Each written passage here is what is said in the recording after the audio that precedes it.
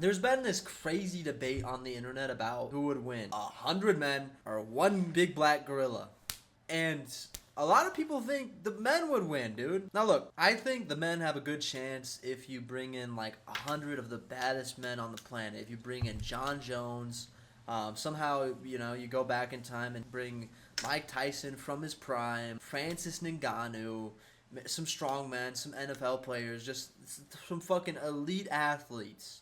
Then maybe they can beat the gorilla. I think they have a. I don't know if it's a good chance. I don't even know if they like really. I don't know if they murder it, but I think they might be able to, wear it out and get it to chill out for a while. But if you have just 100 random guys off the street, some are short, some are tall, some are athletic, some aren't, dude. After the first guy, because it's going to be one of the athletic guys that goes first, I bet, because he's going to feel confident, he's going to feel like the shit, it's going to be like a 6'6" big black guy who, has knocked out people on the street. He's going to go up there, fucking smash the gorilla in the face with his hand, and his fucking face is going to get ripped off, bro.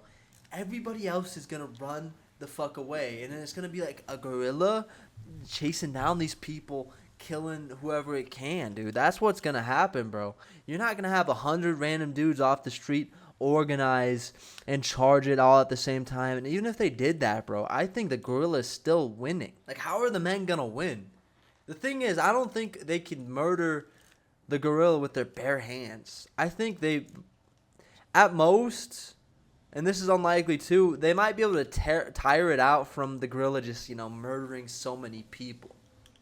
Because I don't know how good a gorilla's cardio is realistically. I don't know if it can murder 100 people in a row and, like, just easily without getting tired. It might get tired, but then you're going to have people, like, kind of hitting it and it's going to, like, slowly rip your arm off. Like, how do the people win in this scenario? I don't get it. I don't know what they do. Like, how do they win? Now, if you give all the people machetes, you have a better chance, but... yeah, a gorilla can literally rip your arm off, right? It can crush your skull with its hand, just by kind of just squeezing a bit. If it did this to your head, your brain's gonna be mush. It's gonna leak out of your ears. That's how. So the people are fucked, bro. I don't. This is a stupid debate. The people are fucked. All right.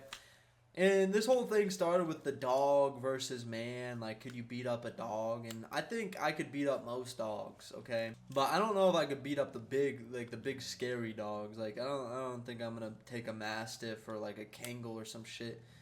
I think I'm pretty fucked there. But even a pit bull, like, I'm not saying I'm gonna kill it, but I think I could fight it off.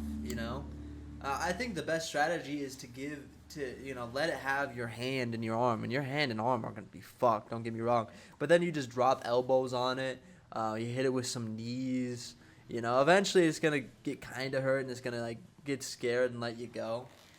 I think you could fight it off, but like a Kangal, realistically, what are you going to do, bro? Your best bet against a dog, though, is to know some jujitsu and strangle that motherfucker. That's really what you can do against it, but you got to get on its back, and really sink that shit in, dude. You don't want to, like, hit it with a guillotine, because then it'll just bite your balls off, and then that won't be good. Yeah, that wouldn't be too good. Stupid debate, though, okay? I saw some guy that said, like, oh, we're going to make, like, PCP or something and inject it into the... like, you're doing too much, man. No weapons, no nothing, just 100 men with their bare hands and their balls and dicks versus one big black gorilla. The gorilla's winning. Okay, it's not complicated at all. It's very simple, actually. The gorilla's winning. It depends what you think winning is, dude. Because if the gorilla kills 50 men and then is tired and just kind of, and then just stops chasing the men, like, that's still winning in my eyes. He doesn't have to kill every single human to win. And if you somehow, like, I don't know, give these dudes meth or something and have them all charged at the same time, then it's like, the meth heads are going to keep trying, but the gorilla is just going to be tired, and it's going to be kind of a stalemate after a while.